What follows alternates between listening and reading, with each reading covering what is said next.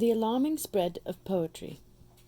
To the thinking man, there are few things more disturbing than the realization that we are becoming a nation of minor poets. In the good old days, poets were for the most part confined to garrets, which they left only for the purpose of being ejected from the offices of magazines and papers, to which they attempted to sell their wares. Nobody ever thought of reading a book of poems unless accompanied by a guarantee from the publisher that the author had been dead at least 100 years. Poetry, like wine, certain brands of cheese, and public buildings, was rightly considered to improve with age, and no connoisseur could have dreamed of filling himself with raw, indigestible verse, warm from the maker. Today, however, editors are paying real money for poetry, publishers are making a profit on books of verse, and many a young man who, had he been born earlier, would have sustained life on a crust of bread, is now sending for the manager to find out how the restaurant dares to try to sell a fellow champagne like this as genuine Pomeroy Brut. Naturally, this is having a marked effect on the life of the community. Our children grow to adolescence with the feeling that they can become poets instead of working.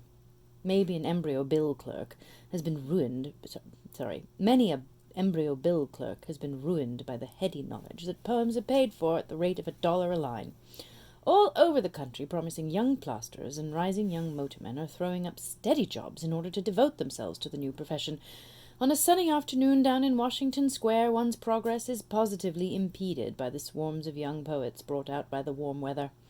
It is a horrible sight to see those unfortunate youths who ought to be sitting happily at desks writing, "Dear Sir, your favour of the 10th Institute duly received and contents noted. In reply we beg to state," wandering about with their fingers in their hair and their features distorted with the agony of composition as they try to find rhymes to cosmic and symbolism.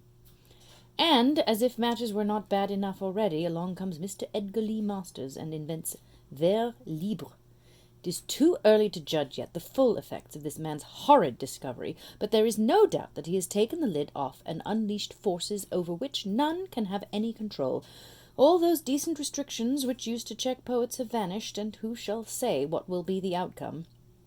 Until Mr. Masters came on the scene, there was just one thing which, like a salient fortress in the midst of an enemy's advancing army, acted as a barrier to the youth of the country. When one son came to one and said, "Father, I shall not be able to fulfill your dearest wish and start work in the fertilizer department. I have decided to become a poet."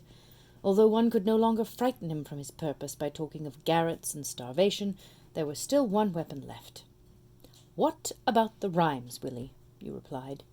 And the eager light died out of the boy's face as he perceived the catch in what he had taken for a good thing. You pressed your advantage. Think of having to spend your life making one-line rhyme with another.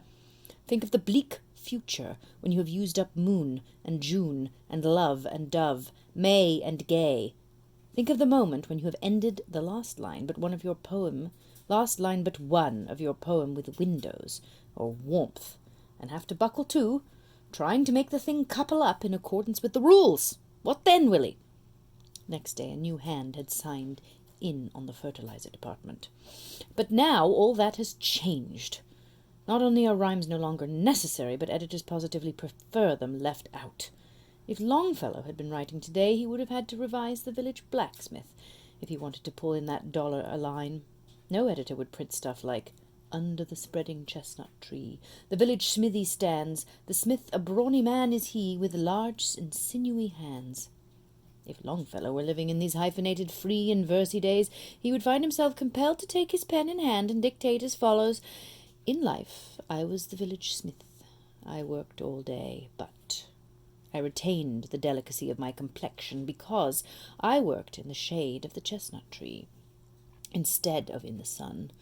Like Nicholas Blodgett, the expressman, I was large and strong because I went in for physical culture and deep breathing, and all those stunts. I had the biceps in Spoon River. Who can say where this thing will end? Vers libre is within the reach of all. A sleeping nation has wakened to the realization that there is money to be made out of chopping its prose into bits. Something must be done shortly if the nation is to be saved from this menace. But what? It's no good shooting Edgar Lee Masters, for the mischief has been done, and even making an example of him could not undo it. Probably the only hope lies in the fact that poets never buy other poets' stuff. When once we have all become poets, the sale of verse will cease or be limited to the few copies which individual poets will buy to give to their friends.